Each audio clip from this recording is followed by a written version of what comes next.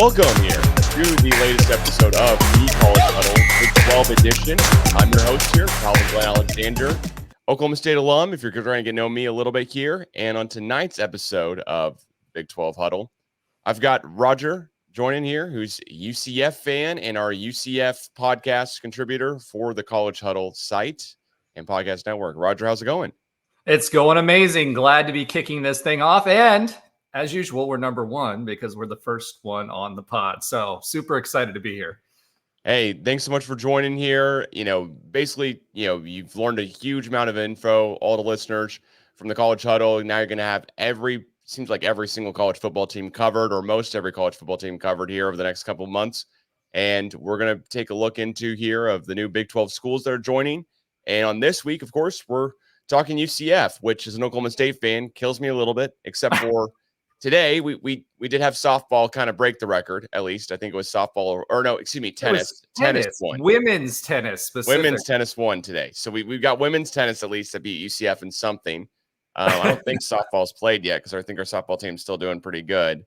But with that being said, football for Oklahoma State fans, basketball for Oklahoma State fans, man, it's not been rose-colored glasses looking at UCF whenever we see guys on the schedule. When I got to say, coming in, I didn't think you guys were going to be the one team that we were going to go, wow, how are we going to beat them? But that's where we're standing here going into year 2 of football and basketball. And, hey, baseball still hasn't played, I don't think. So maybe we'll get one there. But with that being said, tell us a little more about UCF, like what you guys think of your year 1 in the Big 12 and, what else we need to know as you guys join the Group of 5 or I guess Power 4 conferences now overall with the Pac-12 withering away.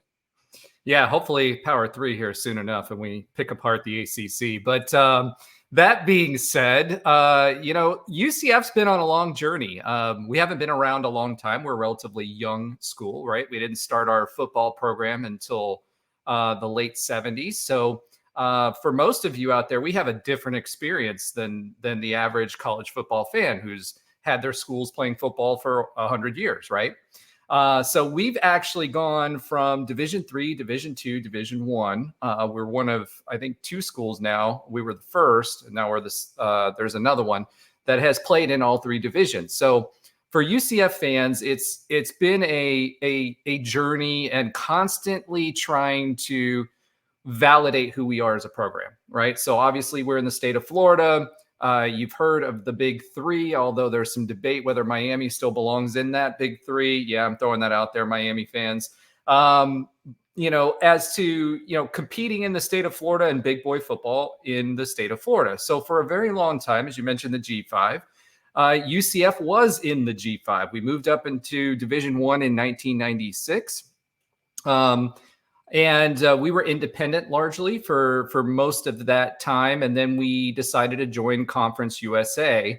And we joined Conference USA. We got the call up to the Big East while it was still the Big East. And as we got the call up to the Big East, then the Big East fell apart because there's a lot of history. West Virginia was leaving. Louisville was in the Big East one year with us. And then they left, Louisville was also a target for the Big 12. There was a big question there whether it would be West Virginia or whether it would be Louisville. And we saw how that shook out, and maybe they end up joining us anyway at a later date. But ultimately, that became the AAC, and we lost the BCS auto qualifier AAQ status back then. So the AAC became what we affectionately now call the G5. Luckily enough, it was the aggregator of the best brands that were kind of left over. So that coveted playoff spot, or not playoff spot at that time, but the bowl New Year's 6 spot was up for grabs when you came out of that league. So we took advantage of that. First, it was our first bowl game, big bowl game, New Year's 6 bowl game was with someone named Blake Bortles, if you guys remember him. And that was the Tostitos Fiesta Bowl, and we played Baylor, and it was actually Baylor's first New Year's 6 game. And at that time, I don't know if you remember, but there was some ESPN analysts said that they were going to beat us 77 to something or whatever. And it was this huge thing with fans because we've had UF and FSU and UM kind of looking down on us for years. And now there was this opportunity with Baylor, and we obviously ended up winning that one. So we ended up going to, I think, 3 New Year's Six Bowls out of the AAC, and it kind of started building our brand. We rolled into 2016, and because we'd constantly moved conferences every 5 or 6 years, the competition got a little harder, and it was a little bit more difficult. And in the AAC, we were able to kind of establish a track record. And I don't know if you remember, but we had a winless season in 2015. That was the last year of Coach George O'Leary. And that ushered in the Frost era and UCF Fast and UCF Fierce. And it was a complete rebrand of who we were. And 2016, we went 6-6. And then we had those magical 2017 and 2018 undefeated seasons. And that's where that national championship comes in, which for all of you haters out there, there's a playoff invitational and there's national championships that are recognized. And not all UCF fans feel this way, but I do. And it is in the NCAA AA record books. But that's really what started our national brand, right? That's where people started recognizing us. 2016, consequently, was our first flirtation with the Big 12. I don't know if you remember this, but back in 2016, the Big 12 went and actively searched for new members. And so we did the dog and pony show, and everybody went to Texas and pitched themselves and did all that fun stuff. And really, it was just a play to get a little more money out of the conference networks. But that laid the foundation for us to join last year. And so luckily enough, we got the call up, and we're excited to be here as part of the Big 12. And, as it pertains to this season, I think everybody expected there to be a transition for us as far as our sports are concerned. We've always had really good talent because we are in the heart of the state of Florida. And we lived off of those, kind of like the Kansas State model, where you get those hard-nosed 3-star guys and some of the cast-offs that are borderline 4 stars that would go to the other schools, and then use the transfer portal to build pretty good rosters. The challenge for UCF, obviously in the Big 12, is we get half shares. And this is our first year. We're going from $9 million in the AAC and competing at a P5 level with $9 million a year to $18 million a year, right? And then we'll get another half share next athletic season. And then we are full-fledged members and get what everybody else will. So for UCF fans, it's been a really, really long journey. It's been tough. We've got a chip on our shoulder, always have. We're used to people looking, quote unquote, down. And it makes for a very, very passionate fan base that's excited to be here. We've got a very young fan base. So when you see us travel, they'll be my age. Now, I probably look older than they do, but it's 35 to 38 is the average fan that you're going to see at UCF. So again, they're going to be standing, they're going to be yelling, they're going to be doing all of those things that younger people do. So when you go to places like the Shoe, it's really interesting because everybody else in a 100,000 seat stadium is sitting down, and our fans are up and screaming and crazy and whatever. It's not to be disrespectful when you run into them. It's just because that's how we do things in the Bounce House, which is our home football stadium. You may have heard Zombie Nation a few times and seen the light shows and all the other fun stuff. When you come to visit any of our events, Zombie Nation is played. There's a lot of jumping around. There's a lot of light shows. There's a lot of fun atmosphere. And so people are going to be engaged. It's going to be loud, and it's going to be a heck of a lot of fun. So, not your traditional experience, but one that should be entertaining nonetheless. Well, let me ask you a little bit more about those traditions. Where does Zombie Nation, it's being granted, it's played at every single sporting event, right? But it seems like you guys have really taken that as, it is the song to get everyone riled up, going. And Oklahoma State, we've got our own couple of songs here and there, but I got to admit, we kind of got Friends in Little Places by Garth Brooks that plays every single fourth quarter of a football game, of a home one at least, regardless, win or lose. we've got some other songs that we're always cycling through, kind of the win of the moment. But we have All I Do Is Win. You put your hands up and you go Oh yeah. OSU.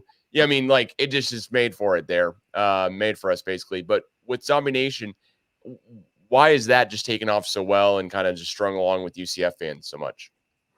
To be honest with you, because there's a reason they call our stadium the bounce house, and that's because it literally bounces and it makes a heck of a lot of noise because a lot of the seating itself in the club areas obviously is not aluminum, but the actual floors are. So, early on, we opened up the stadium in 2007. We opened up the football stadium and the basketball arena at the same time, which we're the only school to do that. When we did it, they started playing Zombie Nation. We actually opened the football season with Texas, that's where we were winning against Texas until the third or fourth quarter, and then we had a rain shower, so it stopped. Everybody was able to recoup, and then I think they won by like a touchdown. It was a really close game the entire time. But at that time, they played Zombie Nation. The entire stadium was bouncing. Like, it's funny because ESPN will do shots of like cups of water sitting on the steps and it's doing this, right? And then they put some additional bracing in, so it isn't as much as it was before, but it's a lot of noise and a lot of fun, and it's really intimidating when you come into the stadium. So they've kind of kept it. It's kind of become our thing with us being the bounce house, and the bounce house is now known nationally for that attribute. And the other thing musically that you should be aware of, and this is not meant disrespectfully to anyone when you observe it, any place that Knights fans go, whether that's at professional games or our own games or away games, during the national anthem, when it says "Prove through the night," you'll hear Knights fans yell "Knights." So you'll hear it all across the entire stadium. If you go back and look at the games, it's really, really loud. Some people find that controversial.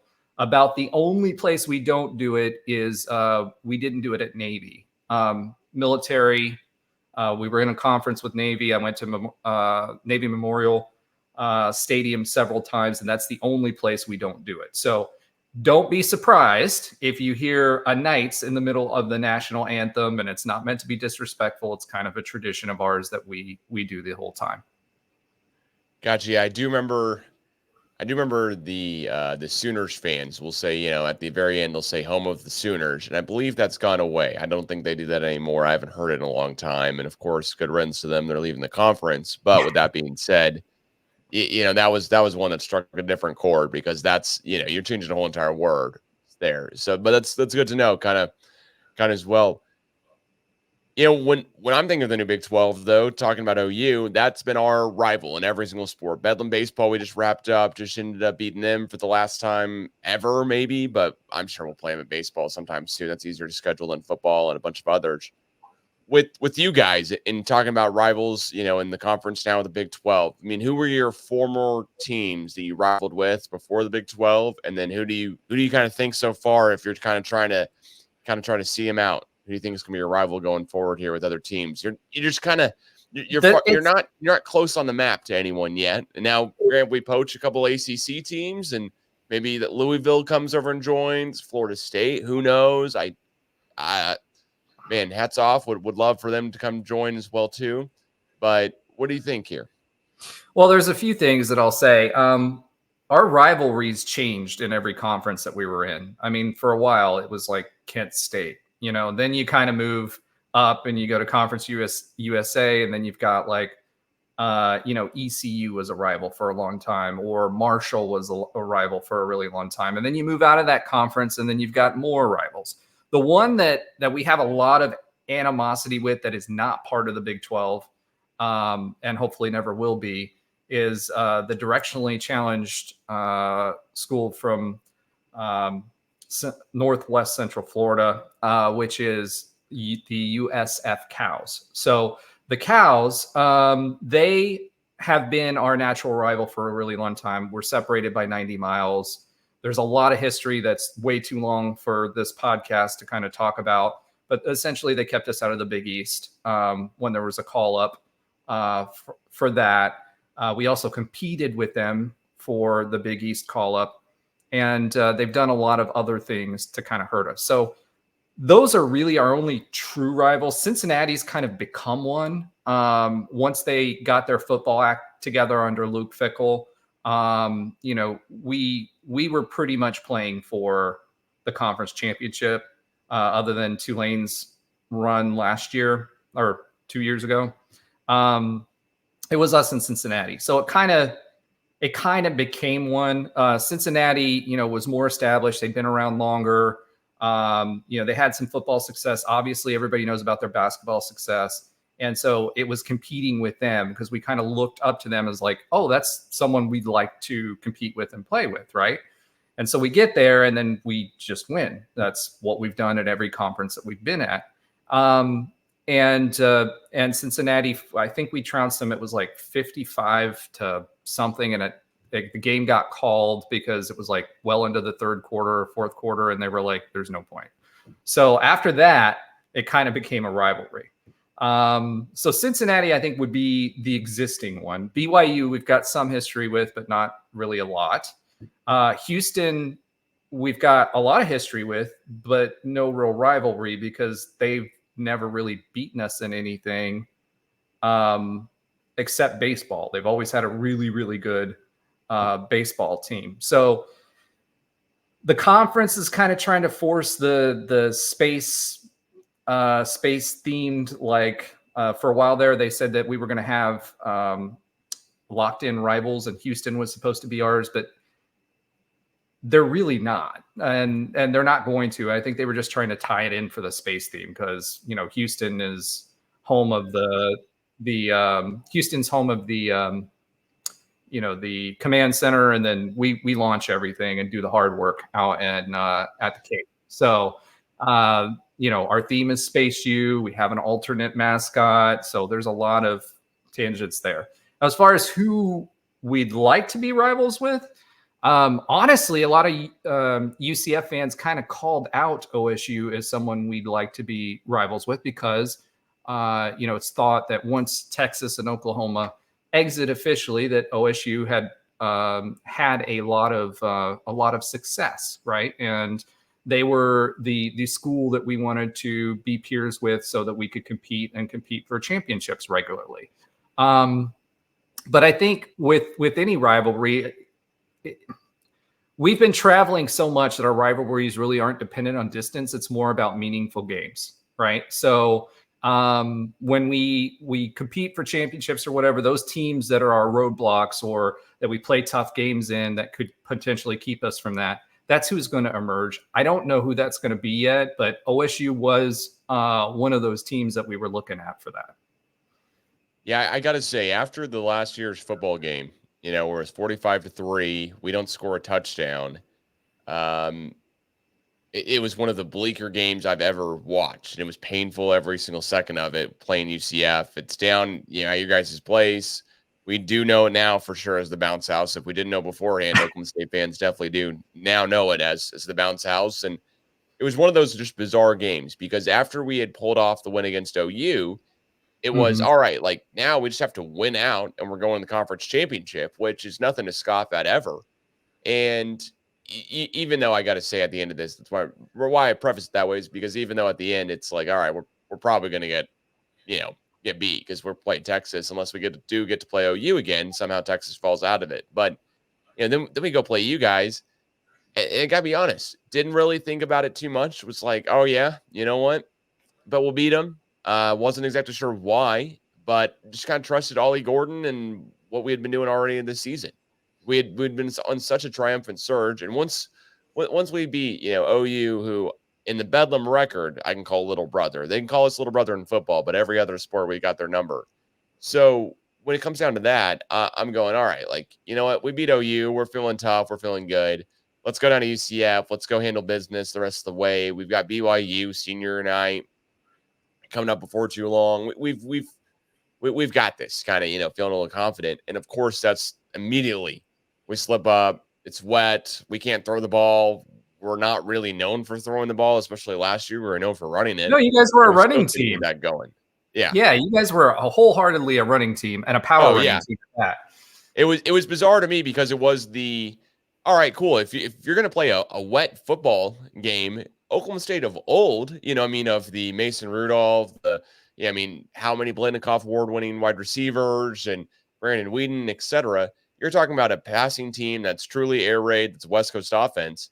And then you have last year where that all grinds immediately to a halt, and actually kind of for the past couple of seasons where it's much more of a running type of team. And of course, we go down and play in the rain and we forget how to run the football. Uh, a lot of other stuff went into that. A lot of turnovers, a lot of just bad plays overall where he's get off to a rough start. But we're talking about a 10-win team here who got their just absolutely skulls bashed in by UCF, which no offense to you guys, didn't go to New Year's Six Bowl last year. It's not like we're talking about a UCF team that played us in the conference championship, a couple weeks later, and then we got a chance to kind of rematch on, neutral site. Granted, when a closed dome. So that was one of the weirder games for me just to watch as an Oklahoma State fan. I'm like, man, this is brutal. We can pull it out against Houston. We can pull it out against West Virginia, et cetera, but we can't pull it out against UCF. And in basketball, I got to say the same kind of thing here. We talked about, we did a podcast already this year, on your feed talking about the Oklahoma State versus UCF Big 12 tourney game, and I think kind of what I said happened at the end of the day. We were really close at half, and then you guys ran away with it. But we've got a new coach. You guys are, keeping the same coach, I would think, at the end of this, right? I mean, what do you guys think there? All right. So I'll let me give you a couple of things, kind of nuggets there. From a football perspective, everybody, I think, in the country, you mentioned the air raid style attack, right? And that's really what we built our defense around going into the Big 12. And Coach Gus has said this too, but we've come into a power running league, not an air raid style league. So what we built was the absolute wrong thing. I mean, and what I'm talking about is, the type of people you recruit, the guys you bring on transfer, what their skill sets are. And we were pretty terrible against the run last year. However, offensively, our strength was the run. We had John Rice Plumlee, who was injured the entire season after the second game and played injured. But we had a really, really good running attack that ran through the quarterback. And I feel like that's what helped us. It was strength versus strength offensively. For basketball, that's a huge point of contention right now within Night Nation. And there's a lot of different moving parts that are going on there. We're kind of in a catch-22, and I've called this for a couple of years. I expected Johnny Dawkins to continue to be our head coach in the transition years. And the reason for that is, with us being a little leaner in the payout pie, we spend and funnel most of our money into football. So basketball really doesn't get a whole lot of money. Our NIL efforts are much better this year. We've got some much bigger NIL efforts. But as far as Coach Dawkins is concerned, he's been, I think this is going to be his 9th season. The news has said that we've offered him an extension, but nobody ever said he accepted it, what the terms were. It's been like 3 weeks. So we expected him to get extended quite simply because he is the cheapest coach in the Big 12. I think he was making $1.8 million a year, which is by far about half of what the next one up makes. And we expected him to stick around until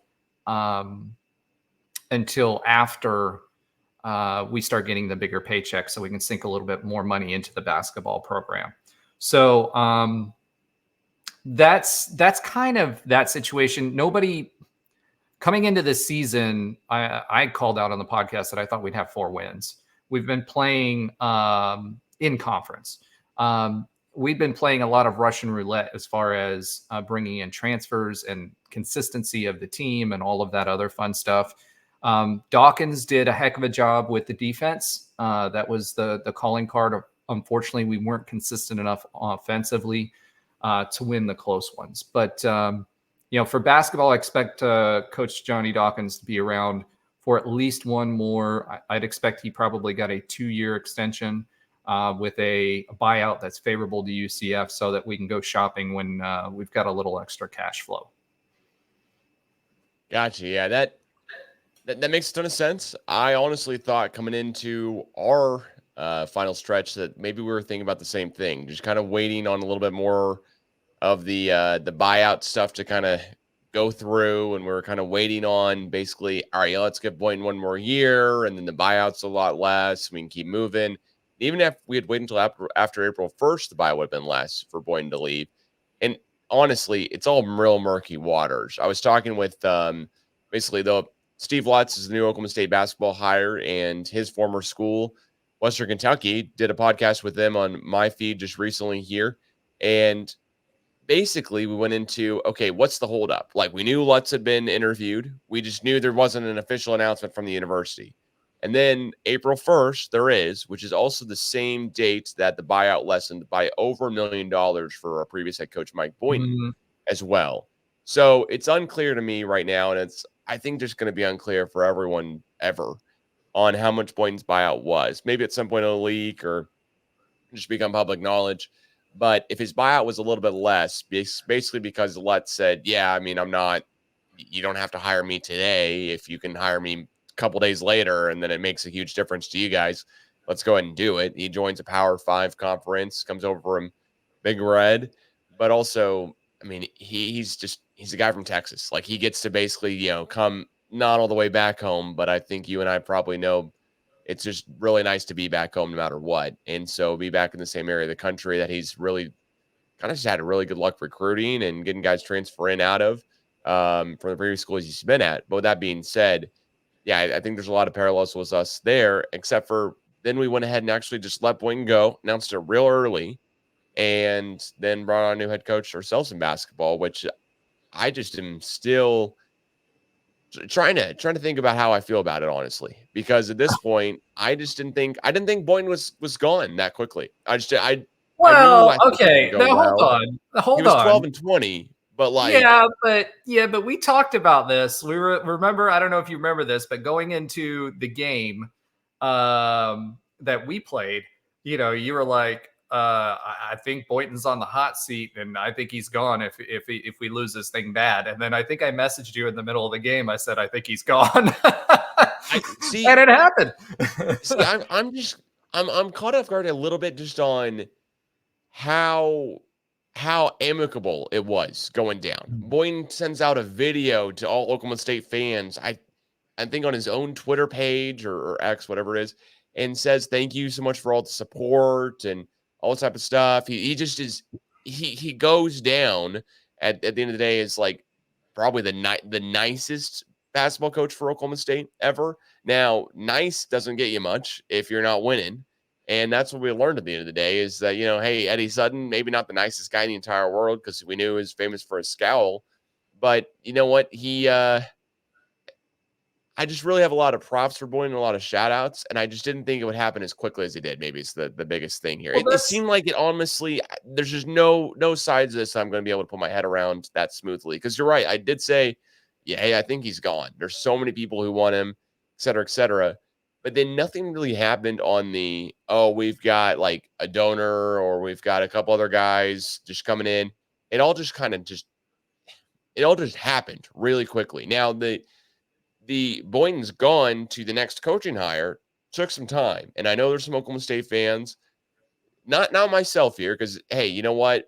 I think it's all just kind of rainbows until something goes wrong. I'm willing to be the eternal optimist here about the school that I went to and spent 6 years at, et cetera, and just be going, hey, you know what? Until something goes bad, let's keep all our hopes up. But I know there's quite a few Oklahoma State fans who are going, man, we missed out on this coach, or we missed out on this coach. I mean, there's some who are going, man, how did we lose out to, FAU, his head coach, they're able to hire him away. Will Wade, we didn't go after him with McNeese State. And we're going after this guy who, granted, Steve Lutz, been a head coach before, right? But if you're Oklahoma State fan who's trying to pick it apart, you can always pick it apart. I mean, there's always going to be a reason to. He was a hot name. So he's actually a good pickup for you guys. In fact, when there was some uncertainty with regard to Johnny Dawkins, whether they were going to actually offer him a contract or not, that was a name that was bandied about amongst UCF fans for someone that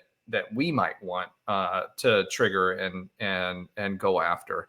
But it's funny that you mentioned the nice guy thing, because Johnny Dawkins, I've known him for a long time. I've interacted with him quite a bit, and his wife. Best people you'll ever meet. He's a stand-up guy. He won't drive your program into the ground with some sort of scandal. He's respected by his players. He's respected by the coaching profession. He's respected in the NBA circles.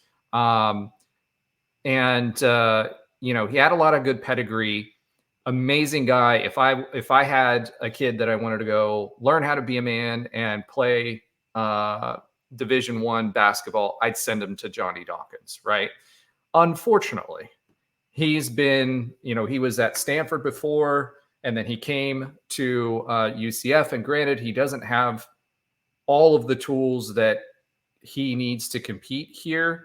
But it's been so up and down and mediocre as far as results. For UCF fans, that doesn't work. We are constantly striving. We're constantly in this mentality where we have to win, because we've had to win. Like in football, we had to be undefeated to be able to consider, being reasonable. In basketball, we had a 1-bid league, essentially, sometimes a 2-bid league. So you had to win out and win your conference championship game, So you have to be perfect. And so for UCF fans, one of the great things about Big 12 basketball is that it's still fun at the end of the season if you lose a few games. Whereas otherwise, it's just like, what's the point? You're not going to be able to have a postseason, right? So it's been great about that P4 experience when it comes to football or basketball or any of the other sports. So,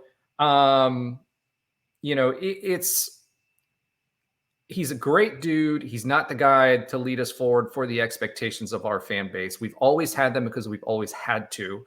And now it's honestly, we're looking at ourselves, and I'm sure OSU fans think about this. You read the same articles we do. You've got the P2 consolidation or whatever that's happening, right? So UCF fans are already in the next mindset. Okay, what do we need to do to make sure that we are not left out again? Right? Because you saw what happened to OSU. You saw what happened to, not this OSU, obviously, OSU West. You saw what happened to Washington State, et cetera.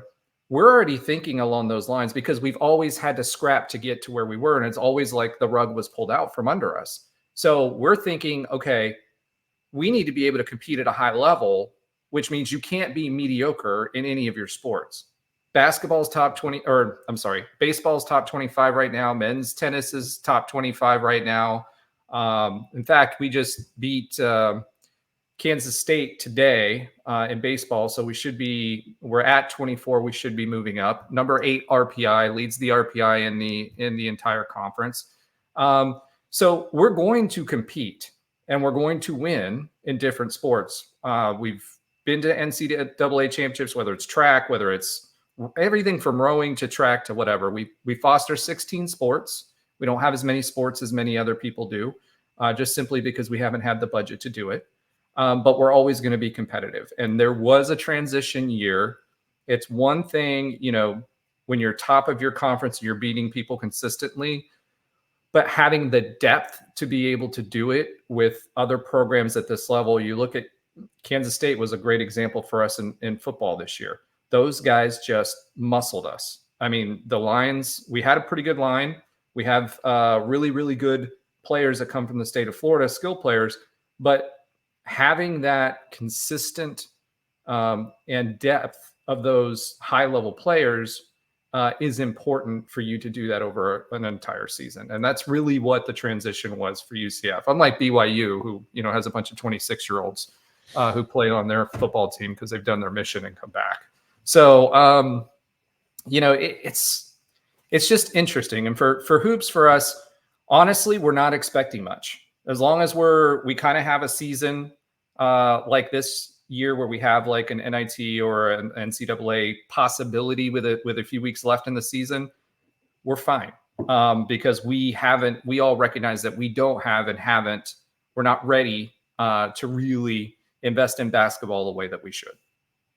Gotcha. Well, you know what? You bring up expectations, and I think that's one of the biggest. I just know it's one of the biggest deals with Oklahoma State fans that I'm going back and forth with somebody comparatively. So I've got several friends who are also SU alums going to school together, and they're up in arms when we don't do good in football. And when I say don't do good, I mean last season they're going, "Can you believe we got our crap beat in by Texas on a national level?"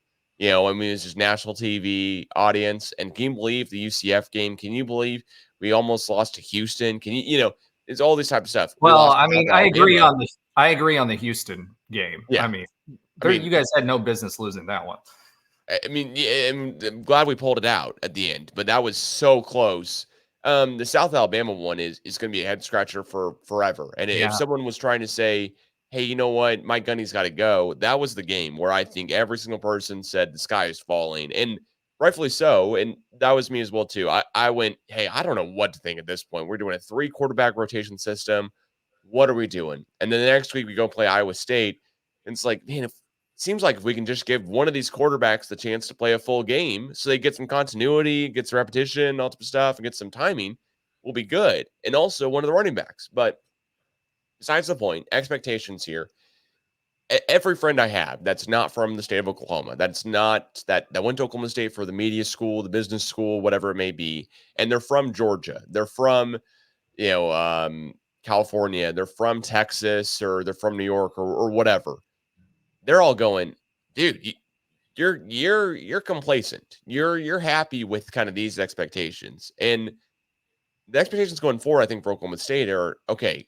We beat Texas in football the last decade. We had their record, and even going back a little bit. Now, before then, we did not at all. But hey, we had Texas number. OU Gundy gets to go out on a winning note. I mean, 2 out of the last 3 years beats them, et cetera, right? So now it's like, all right, you know what? We should be winning the Big 12. That's kind of my thought process here. As a Big 12 fan in football, but really an Oklahoma State fan in football, I'm going, okay, you know what? Like, sky's the limit. Who are we going to play in the conference championship this year is kind of got to be the mentality for us expectation-wise. And if we don't make it there, it's like, all right, what happened? And I'm not that keen on giving a bunch of excuses going forward because honestly, the 2 schools in the conference who spend the most amount of money on football are gone. So now we don't spend the most amount of money on football comparatively to every school, Big 12, but we're up there with every school now. And we have all of our resources going there. You would think basketball is rebuilding. And heck, it sounds like it'll be doing great with Steve Lutz from what you said and everyone else says. And Lutz is the opposite type of head coach that Boynton is. And the fact that Lutz has 3 years of coaching experience coming in and is a highly decorated and touted head coach and not just recruiter. With all that being said, what are kind of some UCF expectations here of year 2 now in the Big 12 coming in football? All right. So football, they're high. And by that, Yeah. I mean sky high. We brought in KJ Jefferson.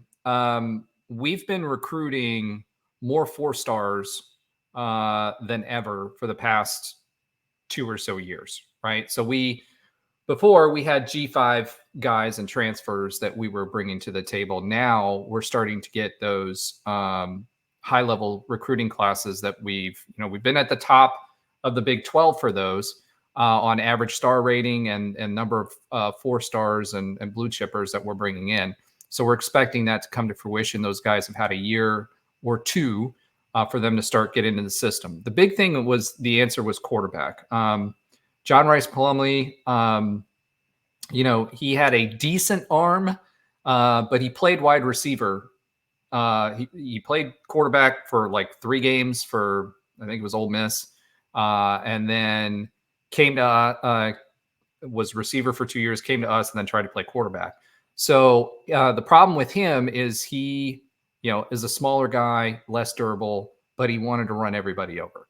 If you're 6 foot and maybe 210 pounds, and you're going up against 6'4" linebackers that are 240 pounds, if you try to run them over all the time, you're going to end up getting hurt. And that was the problem, right?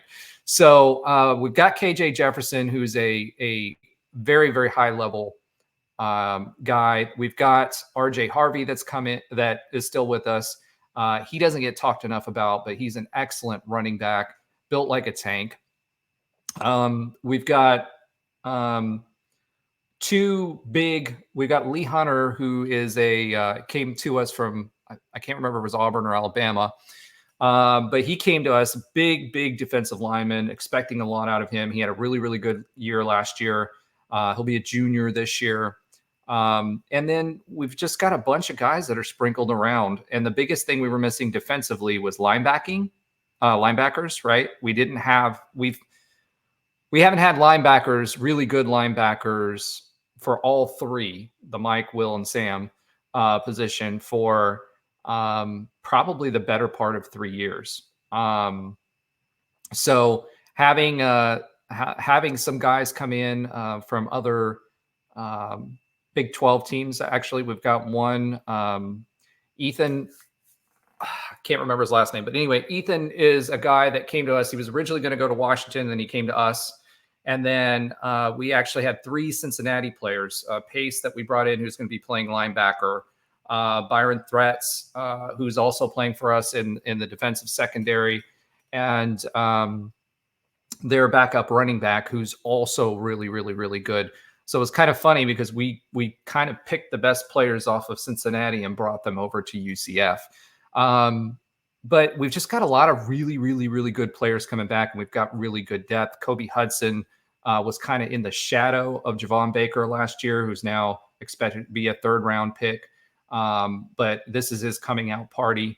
And we've got a lot of really good freshmen that have come in and that have now matured a year or two.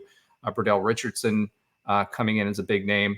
So I expect, and we all expect a lot. Our D-line, we've got our linebacker situation good, set up well. And defensively, we've got a new defensive coordinator who took over, who's much more experienced and much more aggressive. Our defensive coordinator last year, it was his first year. He went from an assistant to defensive coordinator, and you could tell we didn't have a lot of disguised blitzes and things like that we were doing. So, he's good at his job. He's going to be a good coordinator one day. It now was not the time for him to jump in.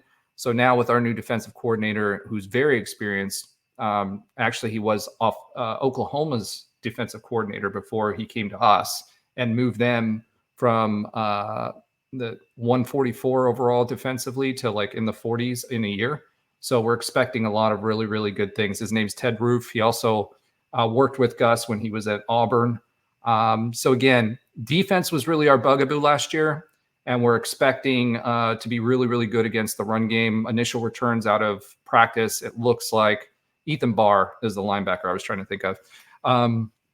It looks like we've made the right upgrades and the expectations are high. And KJ Jefferson, he's been looked at as and in the discussions for a Heisman candidate for a long time. Came to us from Arkansas, has great wheels, much more durable, and has a really strong arm.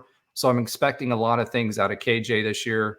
It'll be funny because we get to play Florida in the Swamp. He beat Florida last year, so he'll have another opportunity this year to beat Florida in the Swamp. And we upgraded all up and down the entire team. And Gus, the one thing he's known for is recruiting. And if you guys go back and check out the recruiting, we're at the top of the list when it comes to the Big 12, and we're leveraging the state of Orlando pretty well. Yeah, I got to say, you're definitely doing a great job in recruiting. I mean, for UCF, second year in a Power 4 conference, I guess I'll say for the time being here. That's the one thing that really blows me away. Now, like you mentioned, you got Florida on the schedule this year. That's your one big non-con opponent.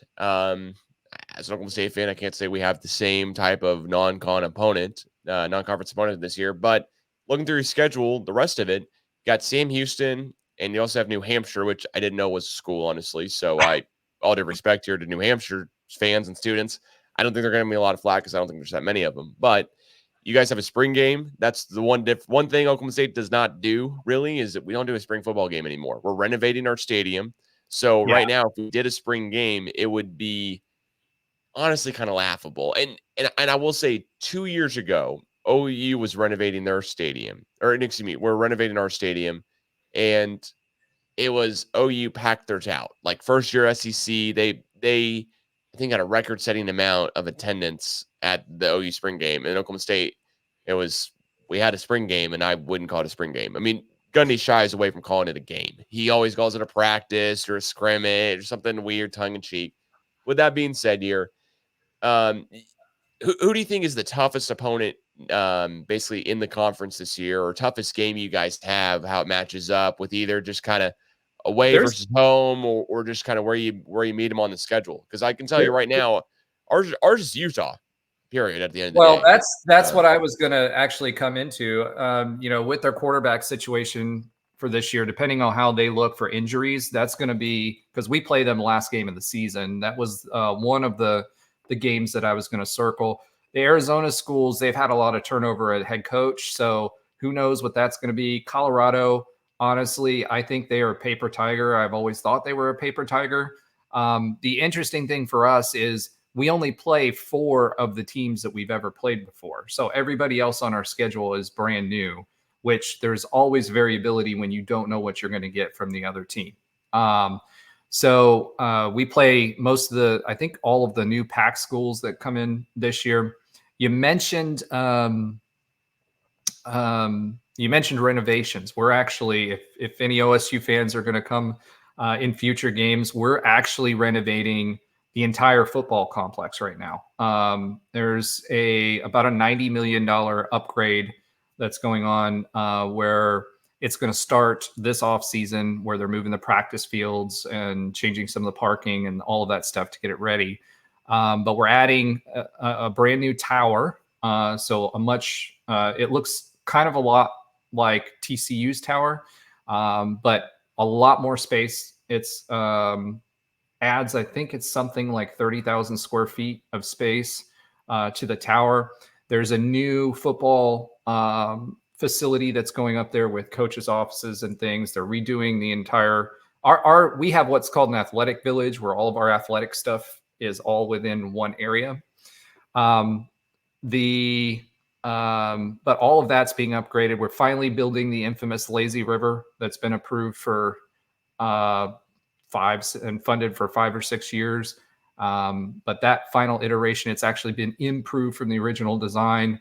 So it'll have a literal lazy river in the middle of the football campus that goes through with hot and cold tubs and a bunch of stuff for the athletes so that they can go in there. And there's supposed to be, the theory is that there's going to be cove gating. So UCF sent some stuff out there so you can buy a season pass for the cove and hang out there and do your tailgating there.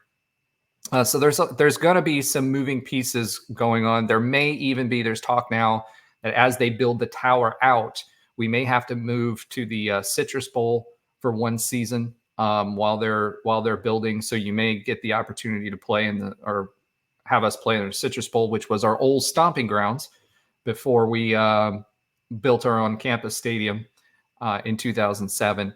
But as far as the season goes, if you visit, you may be displaced or see some construction. Probably will see some construction going on during your visit. But it's evolving to a really, really, really nice area. Some of the other players' areas are getting upgraded as well. So there's a lot going on at UCF as far as this upcoming season. Honestly, I think if it's an 8-win season, I don't think anybody will be happy. The expectations are huge going in. We don't have to travel. Last year, we traveled the most mileage of any school in the NCAA. So there's less time in the air, closer, and we get an extra home game at home this year. So I expect everybody's expecting a 10-win season. And if anything under a 10-win season, I think people are going to be extremely disappointed. Yeah, I did some research. 247 Sports has UCF not making a bowl game. I mean, they have you preseason at least wise 5-7 into the season. They have Oklahoma State here tied for 3rd, so I don't know how to feel about that one either. And when it comes down to like facing Utah and some other tough opponents, we have Utah for our first conference game of the season. after playing at Tulsa. So, rhyme or reason, I would always try to face them at least, a little bit farther down in the season comparatively, because that's just one of the things where, hey, just first conference game can always just be a little bit of a hard hitting right after you face, Tulsa. But at the same point, like we will play Also, Arkansas we a little hate bit earlier Tulsa. in South Dakota State. So we'll have some opponents that are, testing us a little bit, but really there's Arkansas there. But what I'm getting at here is why do you think 247 is just more down on UCF than you are? What's kind of the difference here Well, of I don't think they're not as in tune, and like even the preseason stuff, not all the preseason stuff has been put together yet either. Like the Phil Steels of the world and those guys, that a lot of that work hasn't been done. Um, I don't know, to be frank, because when I look at the schedule, obviously New Hampshire, okay, that better be a W. Sam Houston, that'd be a W. And just so you guys know, we typically what we've done in the past has scheduled at least one Power Five school when we were G5 out of conference. Unfortunately, a lot of games kind of pulled back, and we were trying to fill. We're trying to fill these games because a lot of those P5 schools have pulled back now that we're in a power conference, and vice versa. We don't want to play an extra P5 school or whatever. So TCU, they were a tough team last year, but had a rough go of it.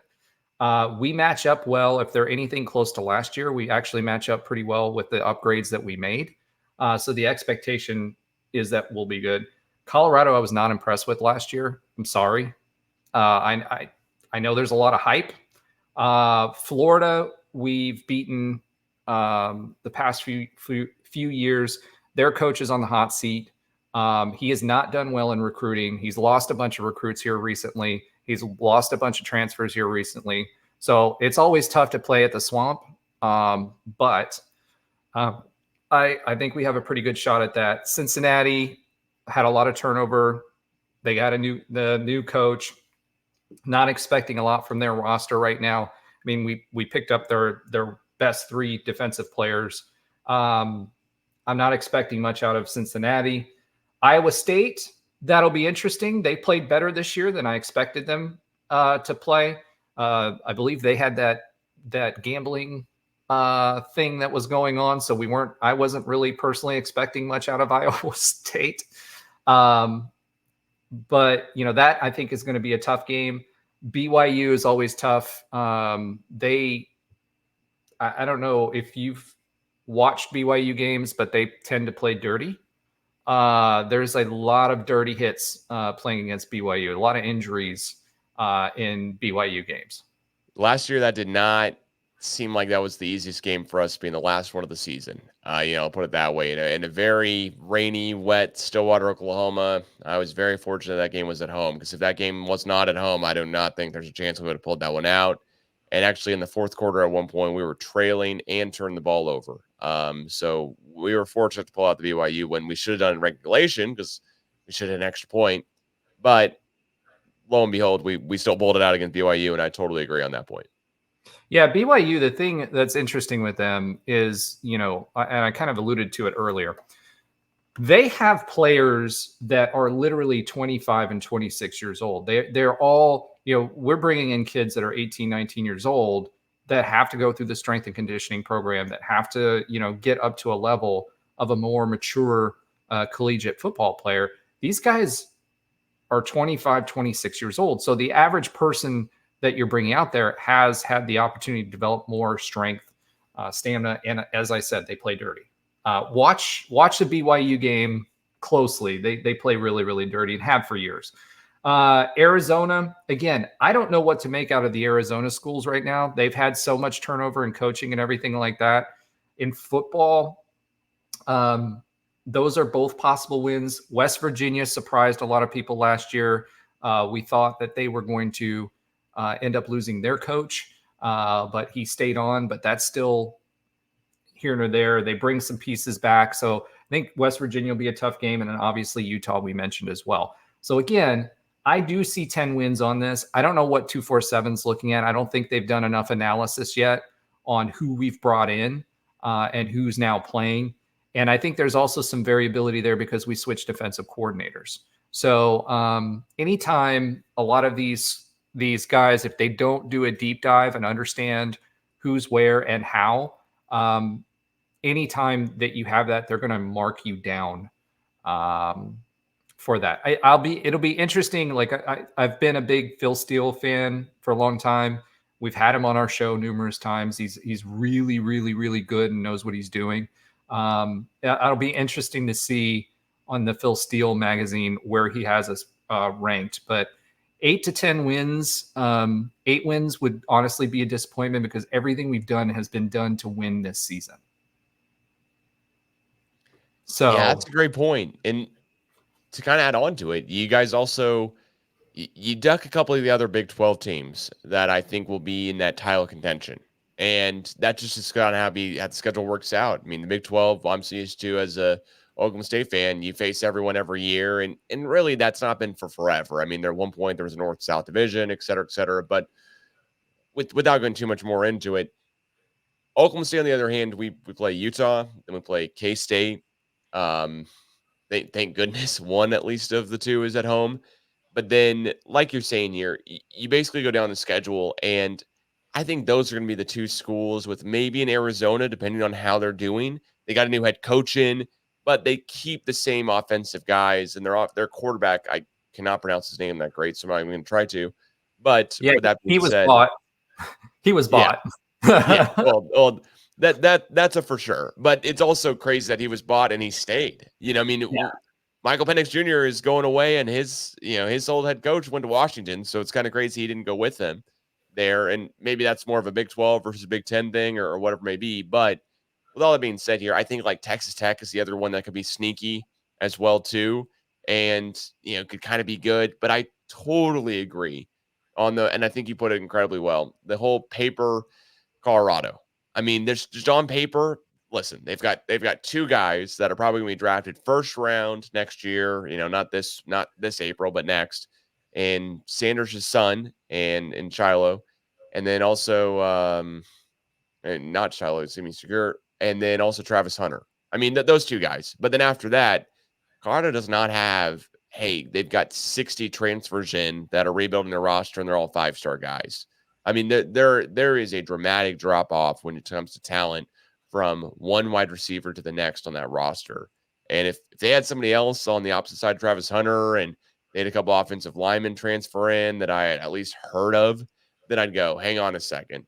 And one thing that I won't really understand here for college football wise, basically because I just don't know how much money these guys are getting paid. If I knew how much money it was, I'm sure I would understand. Is if you're the backup offensive lineman in Alabama, last year, and coming into this year, you go, okay, I still need to wait another year before I start.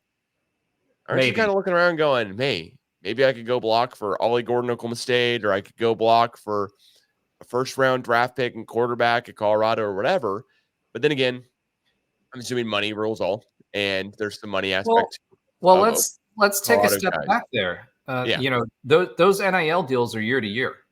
Yeah. So you may get that offer coming into it, but if you're sitting on the bench and you're not starting, or at least in the 2 deep, your offer is going to go down a lot further. So what you're seeing a lot of these guys do is if they don't break the 2 deep, then yeah, they're going to transfer because they have 4 athletic seasons of earnings potential, and not everybody's going to make it to the NFL.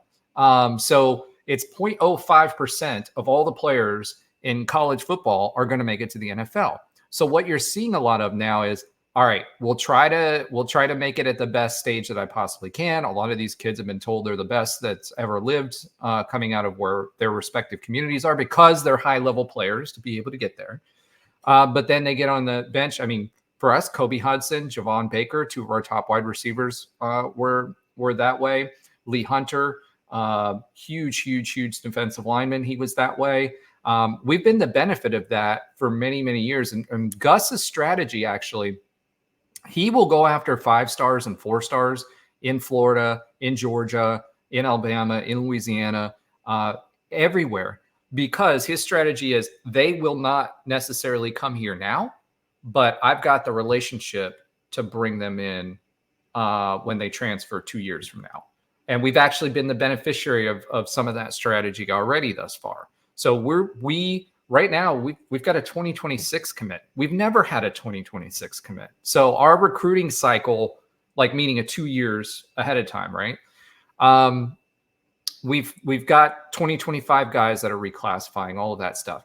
But that transfer cycle, it works. It works for us, and we've gotten really, really good at it because they go there, they've got a full head of steam. They get there, they're, in the Nick Saban system, you've got 2 years you're going to sit. Well, if you're making $150,000 a year, right?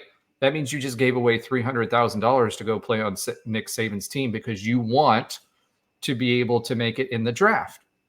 Well, there's very few people that get drafted, even out of Alabama. I mean, they have a lot of draft picks, but the whole team's not getting drafted, especially not if you're in the two deep and you're just rotating in, right? So that goes a lot into it. And what you're saying is valid. And we purposefully recruit that way. We keep those relationships going so that we grab those players when they come back out. Yeah, I got to say, I think that's got to be the Big 12 strategy going forward here, comparatively to the, you said Power 2 earlier, or the P2 and the Big 10 and the SEC. I think that's got to be what the Big 12 adopts. I know that's not what Gundy has done every time he's had the chance. I wouldn't say famously at all, but Dax Hill was his brother, Justice Hill, was star running back for Oklahoma State. Dax is in Tulsa, Oklahoma, waiting to be recruited by Oklahoma State. And we just didn't roll out every single bit of the red carpet that we could have. Yeah, I mean, there was, hey, why don't we fly a helicopter onto the field and do all these things that, hey, if you're going after a 5-star type of guy, you really do. And Gundy just, either he knew, hey, Dax is going to one of these top schools. He ended up going to Michigan. And he's going to go play, and he plays on Sundays now. So props to him for, his choice and what he's doing in his career. But I think that's one of the things that I'd love for Gundy to kind of look at Gus and go, hey, you know what? Probably worth a little bit of our energy, time, and effort here. Because when it comes down to it, these guys are going to want it. They're going to want to be able to play on Sundays, and that you have to at least have some good tape. Yeah, I mean, there's not a lot of guys who are, the backups for, Alabama and whatever other schools that are getting drafted, like you're saying. And, there's only 7 rounds of the draft. And the most amount of players ever drafted in one NFL draft from one team is 15. Michigan might beat that this year with 18 or so, as it's speculated. But with that being said, 15 is not 22, and 18 is not 22, and it's also not 80. There's 80 guys on a college football team roster. Now, a lot of walk-ons, a lot of other stuff goes into it, of course. With that being said, the Oklahoma States, the UCFs, we're in the prime part of the country to go out and recruit talent. You're talking about Oklahoma being right next to Texas. You're talking about, Orlando being in the state of Florida. That's got to be part of the MO here going forward of, hey, you know what? Florida, their head coach leaves, and all of a sudden you just played them this year, and you go, hey, you know what? A couple other guys would be used to bolster the roster. It's definitely bragging rights on the recruiting trail. And there's folks that we played last year that we went and grabbed. And Johnny Dawkins did the same thing in basketball.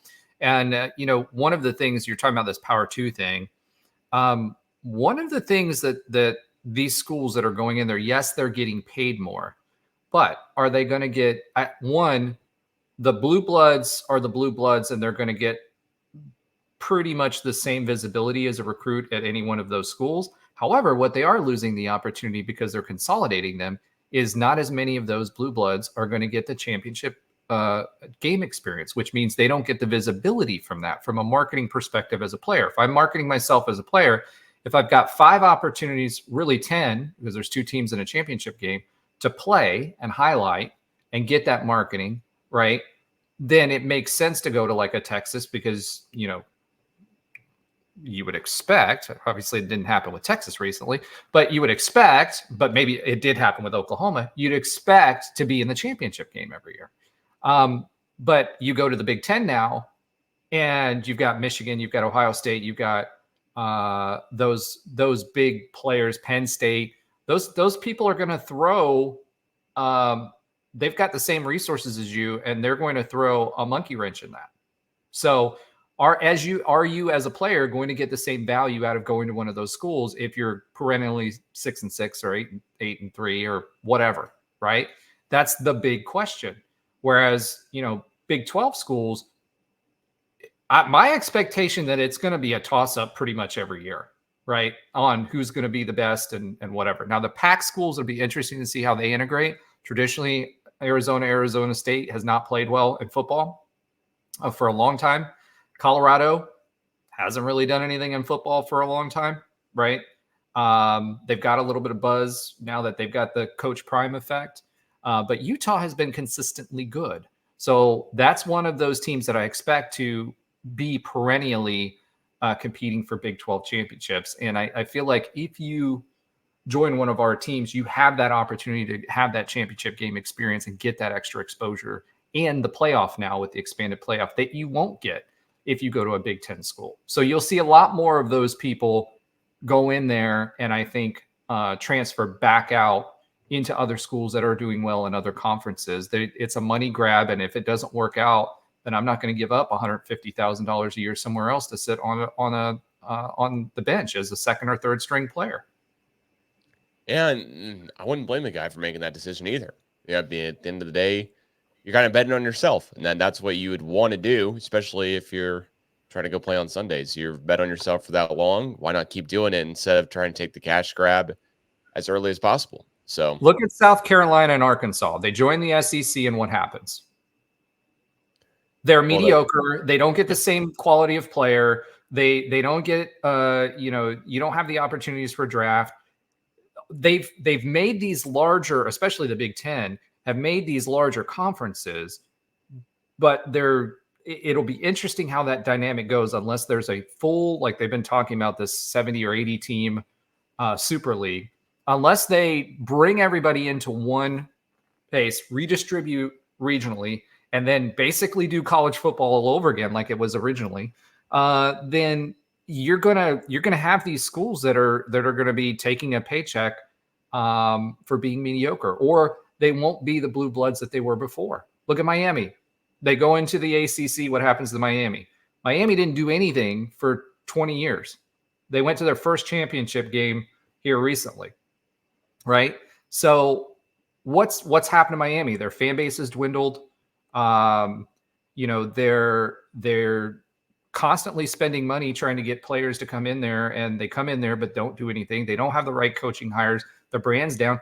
We beat them in license plates in the state of Florida and license plate sales, right? So they're getting pushed out of that P3 narrative because they've been so mediocre for so long. And if these colleges, these universities are not careful, because they're not competing for championships, they're going to lose fans, and ultimately their brand equity is going to go down by joining some of these super leagues because everybody's got the same $80 million that they're going to spend, and you're not going to win. It's going to be mediocre. I think the Big 12's got a little bit of an advantage because all the teams here can compete, and we can compete on a higher level. The interesting thing for the Big 12 is now that we're a power running league instead of an air raid league, are some of these offenses going to go back more towards traditional linemen, traditional power schemes, A-gap schemes? What does that look like for the Big 12 going forward? And defensively, what does that look like for defensive players that come to the Big 12? So interesting questions going forward. And we learned that the hard way at UCF this past year. Yeah, when you're bringing up schools that left, their conference and joined a new one and didn't go that well. I mean, there are two prime examples in Texas A&M and Nebraska where you look at both of those and you go, only disappointment. Missouri. I mean, Missouri's the one when I'm thinking about it out of all four that left the Big 12. I mean, you got Colorado in there as well too, right? So Colorado joins the Pac-12. What happens at the end of the day? Pac-12 goes away and they end up coming back, and Colorado has done absolutely nothing besides maybe have a top 10 overall NBA draft pick and a very bad NBA draft this year. I mean, that is the one thing they are talking about, if there's anything to talk about since they left the Big 12 before they come back. Nebraska, you're talking about basically just turning through different head coaches and going from Bo Pelini, who was getting you 9 wins a year and you weren't happy with that, to oh my God, we would love 9 wins a year if we could smell it one of these days here soon. And who knows, maybe with Matt Rule, they will in the future. I'm not trying to crap on them forever. Matt Rule's a good coach, by the way. Yeah. Yeah, I mean, Georgia I'm saying he is. I mean, I'm Georgia saying that Tech, he went a he little might be. overboard. Georgia Tech, he went a little overboard with the Atlanta ATL theme there, but by and large, we knew him when he was at Temple, and he was a good coach there. He did well there. I feel like he's gonna do a good job now too. I think he's gonna turn that team around. Yeah, I don't think he was a pro coach, but I think he's definitely a college coach for sure, and he'll find stride there. And he's already getting some at least recognition in the recruiting portals and recruiting circles of getting guys in. And then the other one I just want to talk about here before we kind of wrap up tonight is it's Texas A&M, because you go in basically in the Big 12, you're competing every single year. You were a part of the conversation. It is College Station. You're able to spend money like no other. And we know you're still able to spend money like no other, because now that basically, all the NIL stuff is now above board instead of below the table, we're able to see how they can get every single 5-star in the entire world. They can pay Jimbo Fisher a record amount of money in every single contract and a record buyout. But they're not talking about anything at all with any success of any importance, period. I mean, I think basketball, I know a couple of draft picks. they got NFL, Jimbo I know a Fisher. couple. That's it. They got Jimbo Fisher, Yeah. right? So like Jimbo left FSU, and people were already calling for his head at FSU anyway, right? So if you know anything about Jimbo's history there, people were already like, we got to get rid of this guy and get our next coach. He goes to Texas A&M. He leaves a family situation that was tough. Like, feel bad for the guy of everything that happened there. He goes to Texas A&M for a restart. Does nothing, but he's got that name brand cachet where they spent a ton of money to keep him there, right? And because of that, they locked him into a longer term contract with a huge buyout. So now Texas A&M, he does nothing there. He keeps doing nothing. And Texas A&M, when was the last time Texas A&M was like competitively good? And that may be a Johnny Manziel moment there, right? Like literally that was probably the last time that they were actual competitive. Before that, they were mediocre too. They're constantly trying to spend money to get where they want to be, but just because you have money doesn't mean that you're going to get there. And once Jimbo, as he moves on, and they have to find the right type of coach for them, right? They have to find that coach, and it's not necessarily spending a hot name. It's finding that one coach like a Mike Norvell or a Scott Frost, or that type of coach that has had enough chops that he can run the program, that they can come in there and do that. So you either buy a coach or you buy a CEO, which is what Nick Saban was, right? So when they go out and look, are they looking for a CEO of the program, or are they looking for a head coach that's going to be on the X's and the O's? Yeah, that's the $1 million question for them, because at this point it seems like they were trying to hire a recruiter, and they did that really well. They hired a recruiter in Jimbo Fisher, and they hired a guy who could rebrand himself, etc. But at the end of the day, they're back scratching their heads going, man, we had Kevin Sumlin not too long ago. We had a Heisman Trophy winner He in almost came to Manziel. UCF. Yeah. Kevin So, Sumlin. I'm glad we didn't get him. yeah, no kidding. At the end of the day, I mean, they have Manziel, basically just Manziel news. That's what keeps A&M, it seems like, in the news. Is Manziel news at this point, Netflix documentaries, whatever else is out there. So they're definitely not talking like they're Oklahoma State. They're not talking like they're UCF. They're not talking like others. I mean, if you're choosing this would be a frequent thing I would want any Oklahoma State fan to do when you're yelling, man, the sky's falling. We can't get rid of Mike Gundy fast enough, which seems to happen every single year, that right after we have a head scratcher game where we lose and it's a 1-score game, we go, how do we lose that one?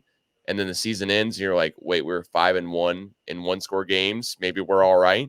But I would Gus just encourage any Malzahn's the Oklahoma same State fan way. to look back like the past decade and go, let's compare the past decade for Oklahoma State fans versus honestly, even OU in some aspects, year to year. You're like, man, the expectations, we're beating them every year.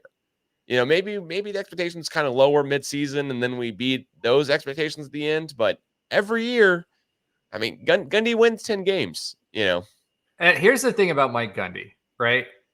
I would like to have him as a head coach just for the press conferences, because he says what's on his mind, and I love it. Like some of the stuff he says, he doesn't hold back. Like I respect guys like that, but he's also well respected in the offensive coaching community. Like people understands, just like Gus Malzahn, he wrote the book literally on modern offenses right now. He's just well respected offensively from that perspective. He's just got to adjust, and this is where he's failed. And this is again that CEO type role for head coach, and this goes for all Big 12 head coaches. Do you adapt to the current environment when it comes to NIL and transfer portal, or do you not? If you do not, which from all intents and purposes, Mike Gundy, that he's not going to do that, right? If you don't do that, you're going to get left behind. Gus Malzahn made a huge pivot for that reason and made a big, everything that we do is branded around NIL. Guys have their own t-shirts. He's out there wearing their t-shirts, guys on the team. He took a moment to kind of step back and really get that part figured out. We had two collectives that were consolidated into one. There's been a lot of work, and he completely buys into it, and that's one thing I give him credit for, because not everybody does, and we are getting the fruits of that labor now. And if Mike Gundy doesn't change that, he won't be at OSU long, because he's not going to be able to compete. And Ben Stout, my co-host on former basketball player, he said something about Johnny Dawkins, and I think it applies here. Coaches get fired for two reasons. Either they lose or they're mediocre for too long. And if you're mediocre for too long, the fan base is going to expect more for their money. Yeah. I mean, that's well said and well put. I personally, as an Oklahoma State fan for my entire 30 years on this earth, I hope we kind of look back and go, hey, you know what? Let's make sure we're making a smart decision, because there's not a lot of guys who have just killed it in Stillwater. Mm-hmm. And if we do decide to get rid of Gundy at some point, I would also just encourage us to go, hey, let's look around, let's take stock of this, and let's go, hey, are we going to hire a former alum to come in who's going to implode? Kind of like, you brought up Scott Frost. That's the name that I think of with Nebraska, of, hey, we're going to bring in this guy, sky's the limit, all type of stuff. And that one just didn't work out. I mean, I don't know if that was Frost or Nebraska or what there, but that just didn't work out. Well, that there's a lot that I could tell you about that situation, but that would be an offline comment. One of my co-hosts played for him at UCF and then followed him to Nebraska because it was a senior year and he didn't want to change systems before he went to the NFL. There's a lot there. Well, in regards, kind of my point is let's not try to get rid of Gundy so quickly that we look back 2 years later and go, oh my gosh, what did we do? That'd be my one thing. That'd be my one major thing. Gundy still is younger than my dad, and I think my dad still has got every marble in his head going around. So that's kind of where my spectrum is. How much of that oil money do you guys have left? That's the question. It looks like, from what we talk about our NIL and what we see spending on NIL in every sport, it looks like none. I mean, honestly, that's the man. It looks like the T-Boone money is just gone. It basically has been and what I mean is he left like a lifetime endowment. Like when he passed away, it was in his will. But it looks like just all that money's been allocated into places before the NIL was even known to be a thing. That's what it looks like right now, is that there's just no NIL money to allocate. Like none of that money can be allocated over to NIL or can be funneled that way. And we kind of need the second or third or whatever it may be.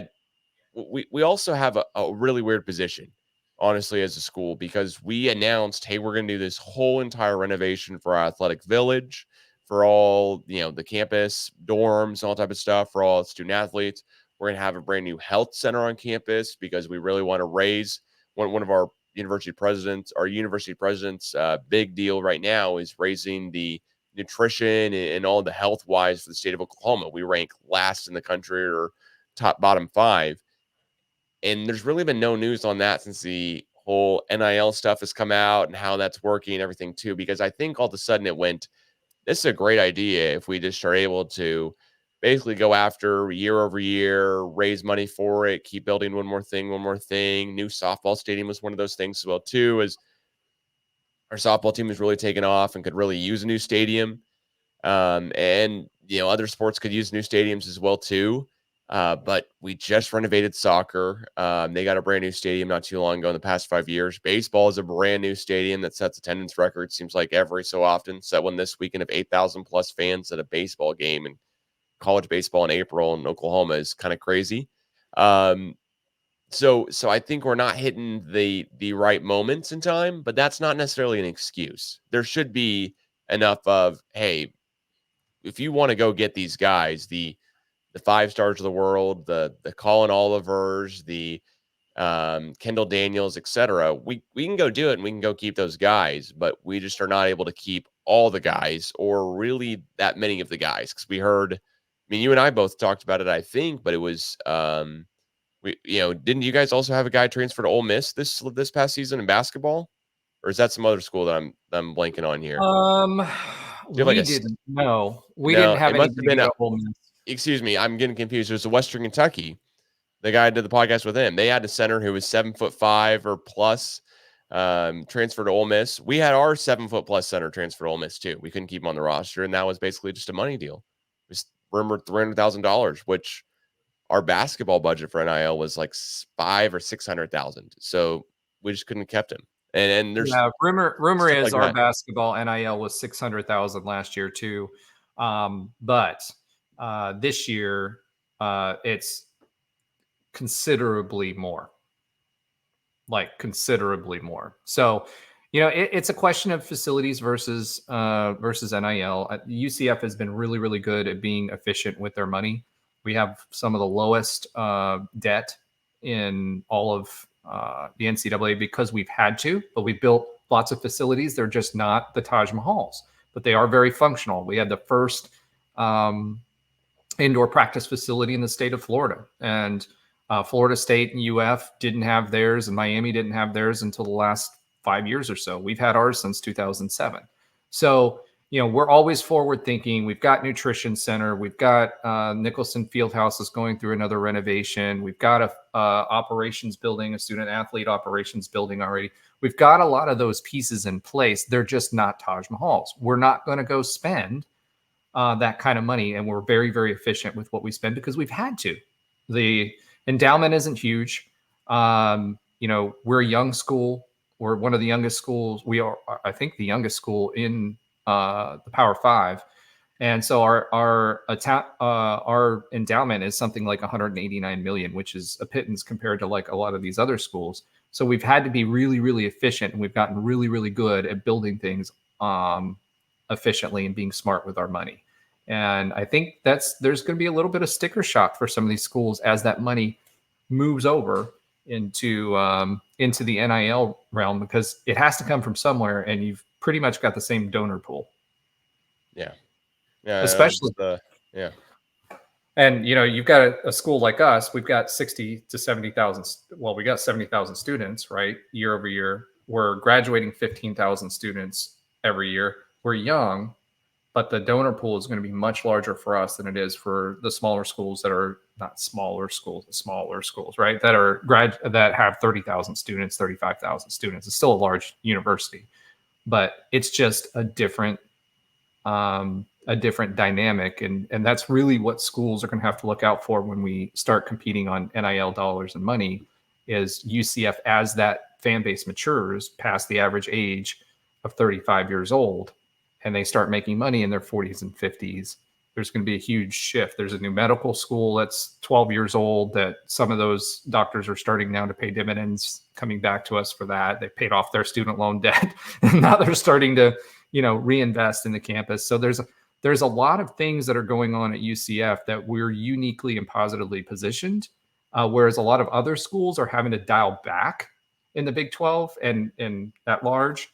And it's going to be interesting to see who can do that and manage that well. Yeah.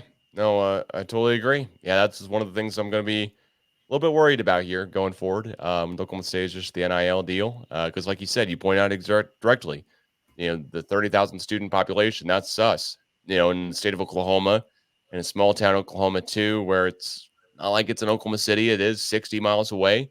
So 6 miles away from Tulsa too. So with that being said, that'll be one of the things where I hope we get that figured out pretty pretty quickly here, sooner rather than later.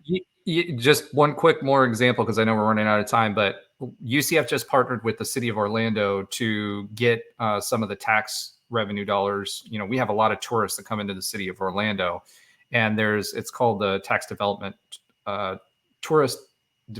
tax development tourist, something like that fund, right? That's a tax for all tourists that come in, and it gets put in for renovations and upgrading roads and doing all kinds of stuff. So we were able to tap into the TDT fund for the first time. And so basically anything that they have an overage on for those funds for the year, we get up to a maximum amount that's paid to UCF to go towards upgrades. So we've been able to get bonds for the stuff that we're doing and build this stuff a lot faster than we normally would. But it's an advantage of being part of a major city, as well as the sponsorships and things that come from the major companies that are within your city. So I think that is, originally what NIL was supposed to be too, was, hey, name, image, and likeness. Well, you have more of those opportunities instead of Fred's Ford dealership in the middle of, Manhattan, Kansas. You've got all these other opportunities for you to do that if they go back to that on name, image, and likeness.